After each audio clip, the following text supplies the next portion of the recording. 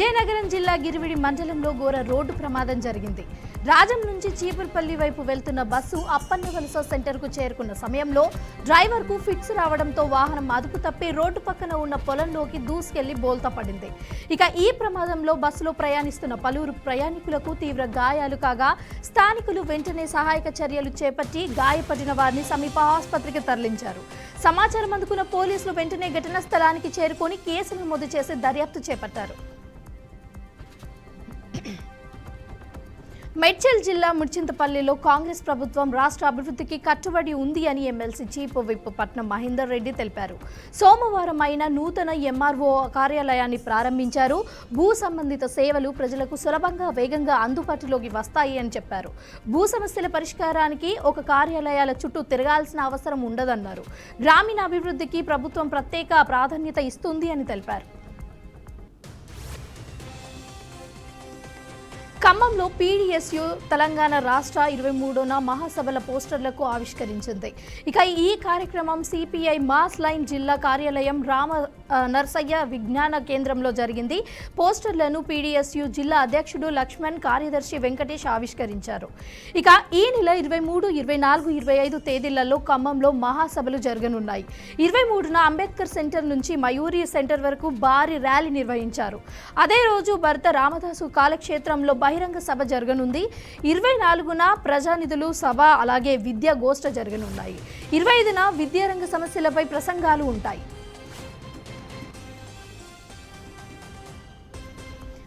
Vijayawada rural నిడమరులో మంత్రి అచ్చెన్నాయుడు ప్రభుత్వ whip Yarlagadda వెంకట్రావుతో కలిసి ఉచిత పశు ఆరోగ్య శిబిరాలను ప్రారంభించారు.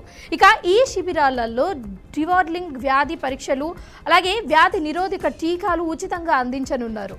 రాష్ట్రంలోని ప్రతి గ్రామంలో పశువులకు మందులు సరఫరా చేస్తాము అని మంత్రి తెలిపారు. ఇక ఒంగోలు జాతి పశువులకు కూడా కాపాడుతాము అంటూ పశు పోషకానికి సంబంధించిన ఈ రంగాన్ని బలోపేతం చేస్తాము అని కూడా ఎమ్మెల్యే చెప్పడం జరిగింది. ఆదోని పట్టణంలో పేద ప్రజలు 2100 చెల్లించి ప్రభుత్వం ఇచ్చిన ఇళ్ల పట్టాలను పొందినప్పటికీ కూడా స్థలాలు హద్దులు చూపించలేకపోవడంతో ఆవేదన వ్యక్తం చేస్తున్నారు.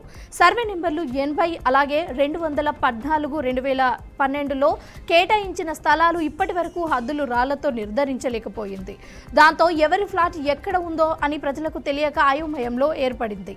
ఇక ఈ సమస్యలను పరిష్కరించమని సిపిఎం నేతృత్వంలో లబ్ధిదారులు ఎంఆర్ఓ కార్యాలయాన్ని ముట్టడి చేసి వెంటనే సర్వే చేసి హద్దులు నిర్ణయించాలి అని డిమాండ్ చేశారు. చిత్తూరు జిల్లాలో కలెక్టరేట్ స్పందన హాల్ వద్ద ఉద్రిక్తత చోటు చేసుకుంది. జీడి నెల్లూరు నియోజకవర్గం అలాగే పెదరుకుప్పం మండలానికి చెందిన నాగరాజ్ అనే రైతు తన 1.5 ఎకరాల భూమిని కొందరు రాజకీయ నాయకులు ఆక్రమించుకోవడానికి ప్రయత్నిస్తున్నారు అని, దీనిపై 3 నెలలుగా అధికారులకు మొరపెట్టుకున్నా కానీ ఫలితం లేదు అని ఆవేదన వ్యక్తం చేస్తూ వెంట తెచ్చుకున్న డీజిల్ని తలపై పోసుకొని ఆత్మహత్యకు ప్రయత్నించాడు. వెంటనే స్పందించిన పోలీసులు సిబ్బంది అతనిపై నీళ్లు పోసి ప్రమాదాన్ని తప్పించారు. తన సమస్యను పరిష్కరించకుండా అధికారులు నిర్లక్ష్యం వహించడం వల్లే ఈ నిర్ణయం తీసుకున్నట్లుగా బాధితుడు తన కన్నీరు మన్నీరయ్యాడు. గుంటూరు తాడిపల్లిలో సల్మాన్ రాజ్ హత్యపై సాంఘిక ఆందోళన కొనసాగుతుంది. సల్మాన్ రాజ్ కుటుంబానికి భరోసా లేకపోవడం, నష్టపరిహారం ఇవ్వకపోవడంపై స్థానికులు ఆవేదన వ్యక్తం చేస్తున్నారు. వారి కుటుంబానికి ₹1 కోటి నష్టపరిహారం, 5 ఎకరాల భూమి కేటాయించాలి అని డిమాండ్ చేస్తున్నారు. ఇక పిన్నెల్లి గ్రామంలో 200 దళిత కుటుంబాలను బలవంతంగా పంపిన ఘటన, పోలీస్ వ్యవస్థను నిర్వీర్యం చేసిన కూటమి ప్రభుత్వం నినాదాలు స్థానికులు కలవరపెడుతున్నాయి. తెలంగాణలకు పెట్టుబడులు తీసుకురావడమే లక్ష్యంగా ముఖ్యమంత్రి రేవంత్ రెడ్డి నేతృత్వంలో రాష్ట్ర ప్రతినిధి బృందం నేడు స్విట్జర్లాండ్లోని దావోస్ పర్యటనకు వెళ్ళింది. అక్కడ ఇవాల్టి నుంచి ఈ నెల 23 వరకు రాబోయే వరల్డ్ ఎకనామిక్ ఫోరం 2026 సదస్సులో సీఎం బృందం పాల్గొననుంది. అయితే సీఎం దావోస్ పర్యటనపై తెలంగాణ జాగృతి అధ్యక్షురాలు మాజీ ఎమ్మెల్సీ కల్వకుంట్ల కవిత విమర్శలు గుప్పించింది. ఎక్కే విమానం దిగే విమానం అన్నట్లుగా సీఎం దావోస్ ట్రిప్ ఉంది అని విమర్శించారు. ఇక లక్షల కోట్ల పెట్టుబడుల ప్రచారం తప్ప 2 ఏళ్లలో తెలంగాణకు మీరేం తెచ్చింది ఉంది అని సీఎంను ఎక్స్ వేదికగా కవిత ప్రశ్నించారు. అన్నమయ్య జిల్లా మదనపల్లి జాతీయ రహదారిపై రోడ్డు ప్రమాదం జరిగింది. ఆరోగ్యవరం వద్ద బైక్ పై వ్యక్తిని గుర్తు తెలియని వాహనం ఢీకొట్టింది. ఈ ప్రమాదంలో యనమర్లపల్లికి చెందిన మోహన్ తీవ్రంగా గాయపడ్డట్టుగా తెలుస్తోంది. స్థానికులు గమనించి ప్రభుత్వ ఆసుపత్రికి తరలించడం జరిగింది. పరిస్థితి విషమంగా ఉంది అని తెలిసిన తర్వాత ఘటనా స్థలానికి కేసు నమోదు చేసి పోలీసులు అయితే దర్యాప్తు చేపడతారు.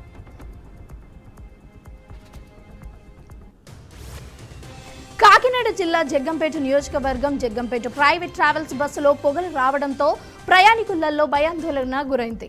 కాకినాడ జిల్లా జగ్గంపేట హైవేపై ప్రయాణిస్తున్న ఓ ప్రైవేట్ ట్రావెల్స్ బస్సులో షార్ట్ సర్క్యూట్ కారణంగా ఒక్కసారిగా పొగలు వెలువెత్తాయి. దీంతో బస్సులో ఉన్న ప్రయాణికులు తీవ్ర భయాందోళనకు గురయ్యారు.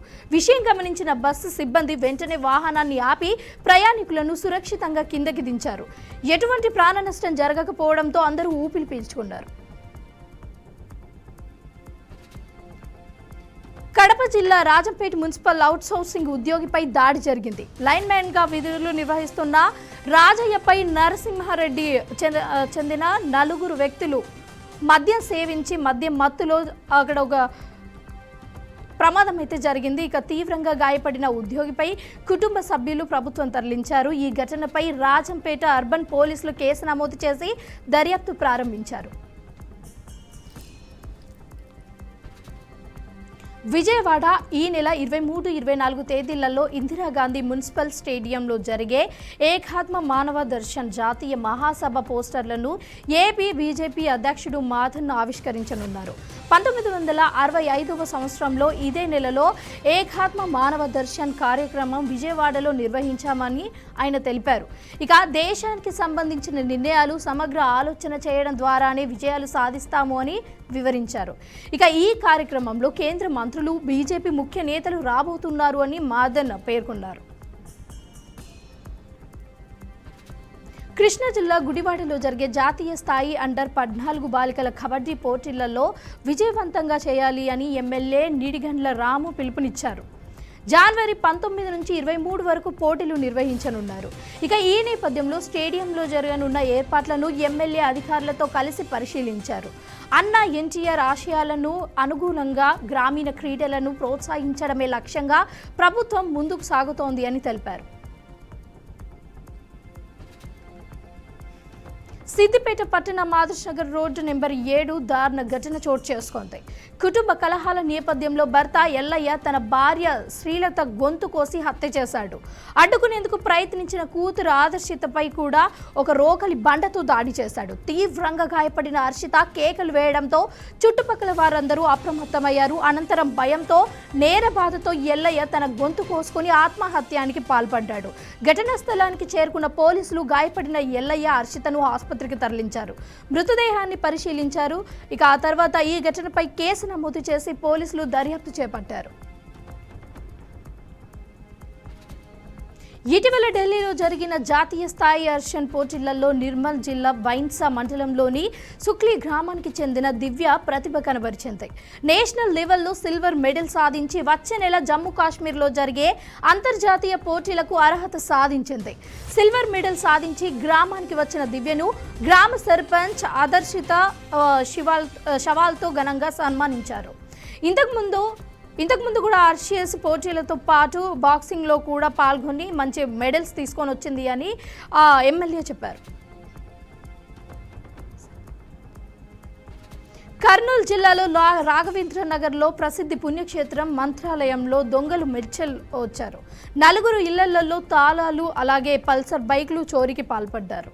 నగదు, బంగారం, ఉంగరాలు, ఇతర వస్తువులు దొంగిలించారు. కొంతమంది భక్తులకు ఇల్లు అద్దెకు ఇచ్చిన కారణంగా పాతవారు గుర్తించలేకపోయాము అని స్థానికులు అంటున్నారు. స్థానికులు పోలీసులు వెంటనే దర్యాప్తు చేపట్టాలి అని కోరుతున్నారు. బీహార్లో ఓ ఆసుపత్రిలో JDU MLA Anant Singh cigarette తాగిన దృశ్యాలు సోషల్ మీడియాలో వైరల్గా మారాయి. పాట్నాలోని Indira Gandhi institute of technology medical సైన్స్లో వైద్య పరీక్షల కోసం తీసుకెళ్లినప్పుడు ఆయన సిగరెట్ తాగినట్లుగా తెలుస్తోంది. అయితే ప్రతి పరీక్షల తర్వాత ఆయన ప్రవర్తనపై తీవ్ర విమర్శలు చేశాయి. అనంత్ సింగ్పై గతేడాది దూల్చర్ చంద్ యాదవ్ అనే హత్య కేసులో అరెస్టు జరిగి ప్రస్తుతం ఆయనపై 28 క్రిమినల్ కేసులు ఉన్నాయి అని గుర్తించారు. ఏపీ సీఎం చంద్రబాబు స్విట్జర్లాండ్లోని జ్యూరిక్ చేరారు. ఎయిర్పోర్టులో ప్రవాసాంధ్రులు ఘన స్వాగతం పలికారు. అంతకంతకు చంద్రబాబు సింగపూర్ అధ్యక్షుడు షణ్ముగన్ రత్నం, అలాగే అస్సాం సీఎం మహింతా హిమేశ్వరి, ప్రపంచ బ్యాంక్ అధ్యక్షుడు అజయ్ భంగ కలిశారు.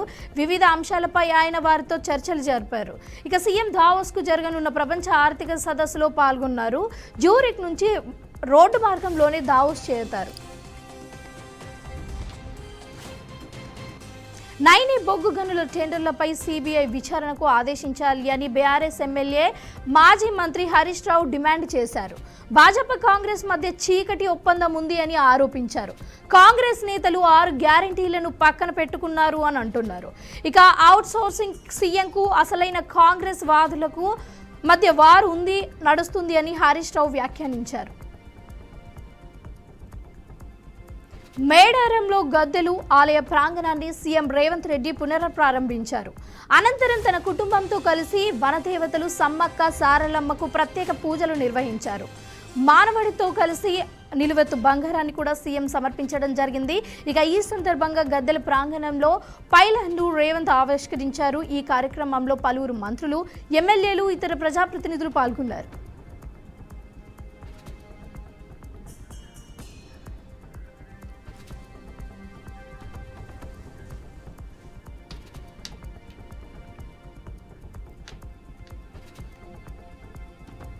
ప్రధాని నరేంద్ర మోదీ అస్సాం, పశ్చిమ బెంగాల్లో బహిరంగ సభల్లో ప్రసంగిస్తూ తృణమూల్ కాంగ్రెస్ సర్కార్ దేశ భద్రతను మోసం చేస్తుంది అని, ఓట్ బ్యాంక్ రాజకీయాల కోసం పనిచేస్తుంది అని ఆరోపించారు.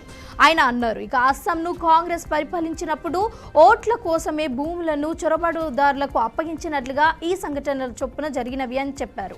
ఇక మోదీ బీహార్, తిరువనంతపురం, ముంబై స్థానిక ఎన్నికలలో భాజపాకు ప్రజల విశ్వాసం మరింత బలపడింది అని, ఓటర్లు సుపరిపాలన అలాగే అభివృద్ధి కోరుతున్నారు అని తెలిపారు. న్యాయ సంస్కరణలపై దాఖలైన పిటిషన్ను సుప్రీంకోర్టు ప్రధాన న్యాయమూర్తి జస్టిస్ సూర్యకాంత్ తిరస్కరించారు. పిటిషనర్ ప్రతి కేసు 12 నెలలలో తీర్పు చెప్పాలి అని, న్యాయ సంస్కరణల కోసం ప్రత్యేక కమిటీ ఏర్పాటును కోరగా సిజేఐ స్పందిస్తూ న్యాయ సంస్కరణల విషయంలో ఎవరిని కోర్టు వరకు రానివ్వము అని సలహాలను లేఖ రూపంలో పంపాలి అని, బయట నిలబడి కెమెరా ముందు పిటిషన్లు వేయరాదు అని అన్నారు. ఇక ప్రతి కేసు 12 నెలల్లోనే తీర్పు ఇవ్వము అని సాధ్యం కాదు అని, అలాంటి కోర్టులు ఎక్కడి నుంచి వస్తాయో అని ఆయన ప్రశ్నించారు. అమెరికా అధ్యక్షుడు ట్రంప్ గ్రీన్లాండ్ను అమెరికా కోసం చేజిక్కించుకుంటాము అని హెచ్చరించినట్లుగా వార్తలు వస్తున్నాయి.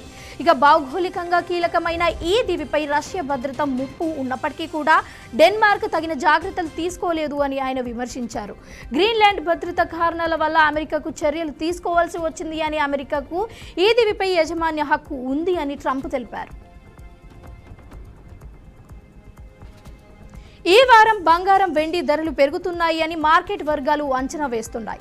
హైదరాబాద్లో 24 క్యారెట్ అలాగే బంగారం 10 గ్రాములు 1,43,770, వెండి కిలో రేట్ వచ్చేసి 3,09,900 వద్ద ట్రేడ్ అవుతోంది. విజయవాడ, వైజాగ్లో కూడా ఇదే ధరలు కొనసాగుతున్నాయి అని నిపుణులు చెప్తున్నారు.